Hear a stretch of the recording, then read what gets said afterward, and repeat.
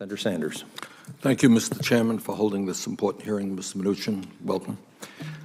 Mr. Chairman, during his campaign for president, Donald Trump told us that at a time of massive income and wealth inequality, the very, very rich are getting richer, almost everybody else is getting poorer, that he, Donald Trump, was going to stand up for the working families of this country.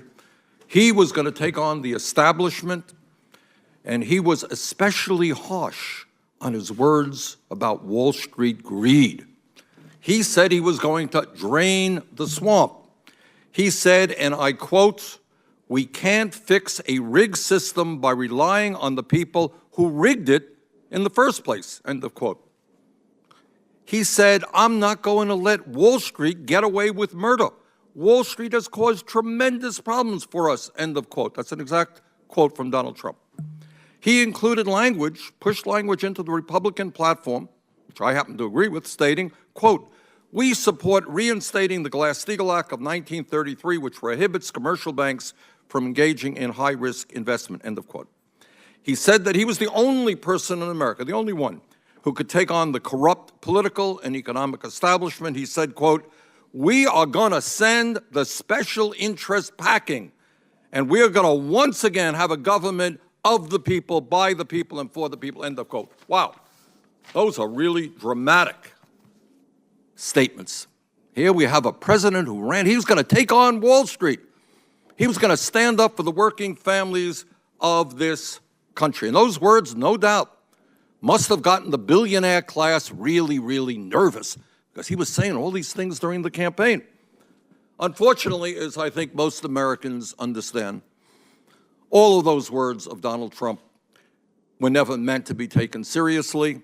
It was just campaign rhetoric, good rhetoric, I must say, to get votes, but nothing that he ever had any intention of actually implementing. Donald Trump talked about draining the swamp, talked about taking on Wall Street, but he now has more billionaires in his administration than any president in American history.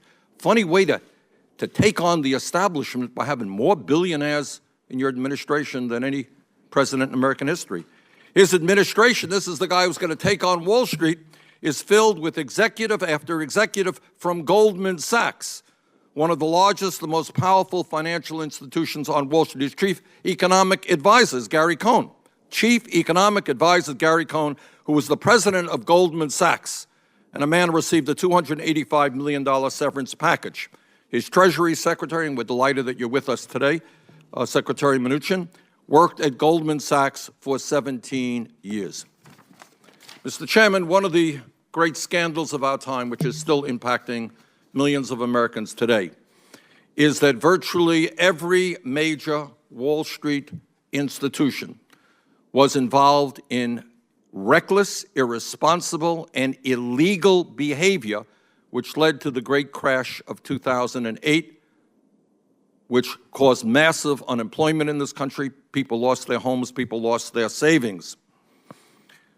We had financial institutions who sold mortgage-backed securities that were worthless while they ripped off low-income and working families throughout the country.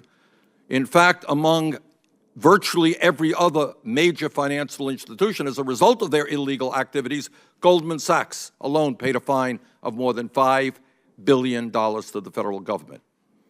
But instead of reforming Wall Street, which is what the president said he would do, instead of reinstating Glass-Steagall, as he promised he would do during the campaign, President Trump endorsed a bill that passed the House last week that would deregulate Wall Street, increasing the odds of yet another taxpayer bailout even bigger than 2008. Campaign for Glass-Steagall, now he is deregulating Wall Street. In my view, if financial institutions are too big to fail, they are too big to exist. It is time to break them up. Now, Mr. Chairman, with a cabinet of billionaires, it should come as no surprise that the budget that President Trump has proposed has been written by the billionaire class and for the billionaire class. Frankly, this budget that we have recently received is the most anti-working class budget, the most destructive budget in the modern history of America. This budget follows in the footsteps of the Trump-Ryan health care bill, which gives massive tax breaks to the people on top and throws 23 million Americans off of health insurance, cuts Medicaid by over $800 billion, funds Planned Parenthood. The Trump budget, and I hope to be questioning Mr. Mnuchin about this, would cause devastating pain to tens of millions of families in our country by cutting nutrition programs, by slashing Head Start, by making massive cuts to affordable housing, by doing away with programs, life and death programs for working families. But guess what? Guess what? As part of the budget, we're looking at $3 trillion in tax breaks over a 10-year period to the top 1%. So the very rich get richer. Working class in this country is shrinking. Trump budget gives unbelievable tax breaks to the wealthiest family in this country. It is an immoral budget. It is a budget that must be defeated by the United States Congress. Mr. Mnuchin, as you know, the estate tax applies only to the top 0.2%. 99.8% of Americans will not gain a nickel if the estate tax were repealed. So my first question is, why do you think, at a time when the middle class is shrinking and millions of our families are struggling to put bread on the table, they're working 50, 60, 70 hours a week, not uncommon in my state of Vermont for people who are working 3 jobs. Why do you think it is a good idea to throw 23 million people off of health insurance, to cut nutrition programs for low-income pregnant women and their babies? Why do you think it's a good idea to make massive cuts in LIHEAP so that older people in Vermont can stay warm in the wintertime? Why do you think it's a good idea when all over this country people are paying 50, 60% of their limited incomes for housing? Why do you think it's a good idea to make massive cuts in those programs and yet, with regard to repealing the estate tax, give the wealthiest family in this country, the Walton family, up to a $52 billion tax break? Do you think most Americans who are struggling think it's a great idea to cut programs that impact working families and give unbelievable tax breaks to the wealthiest families in America?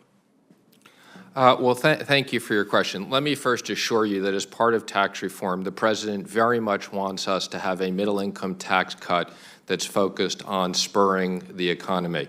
Now, as it relates to the estate tax, the super rich have plenty of gimmicks so that they don't need to pay the estate tax. This is about eliminating the estate tax so that Americans who have built businesses and created jobs and want to pass those companies on and continue their farms and continue their industry don't have to sell those businesses to pay the death tax. No, actually, that's not what it's about.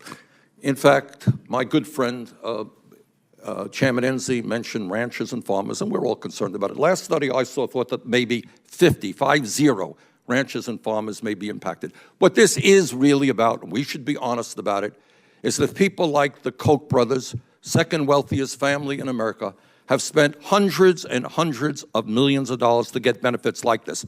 So do you really think when you talk about families like the Koch brothers and the Walton family, and by the way, the Trump family, who would get something like a $4 billion tax break, do you really think that it makes sense, again, to cut programs that people desperately need to stay alive, and give massive tax breaks to the children of the wealthiest family in this country?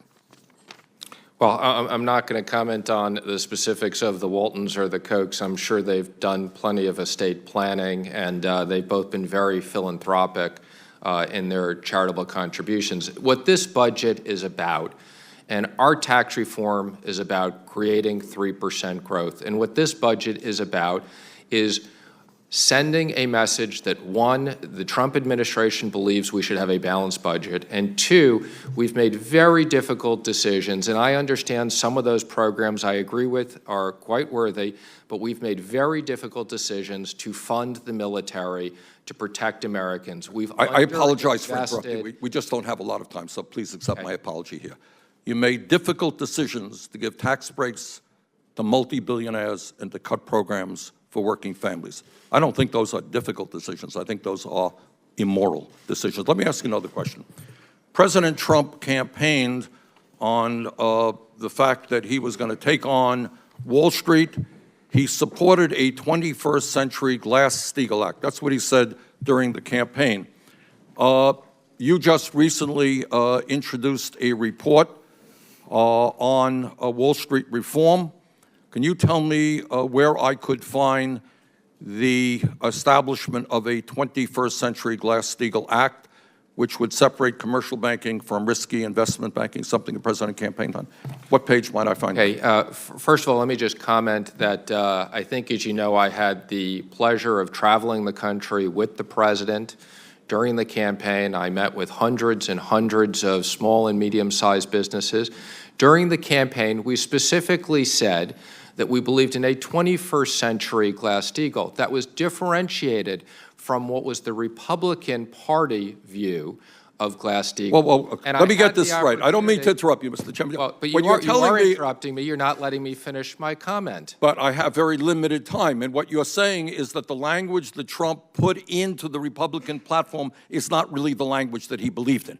Again, let me be clear. The president did not put everything into the Republican platform. There was the Republican platform, and there was the Trump position, which I was very involved in. And I had the pleasure of speaking to Senator Warren about this when I testified several weeks ago, and I followed up with her office and had a personal meeting with her, and I explained to her the difference between what we had thought of as a 21st century Glass-Steagall and Glass-Steagall, and made it very clear in my last testimony in front of the Senate that the president did not support breaking up big banks. We think that that would hurt the economy, that would ruin liquidity in the market. What we are focused on is safe and prudent regulation for the large banks so we don't have taxpayer risk. In other words, the Trump campaign campaigned on reinstating Glass-Steagall. No, it did not. It never campaigned on that, Senator. In all It was just put it into the Republican platform. I stand corrected. Again, we differentiated and we were very clear. And as I had said to Senator Warren, if we believed in it, we would have not labeled it a 21st century. That's the name of legislation right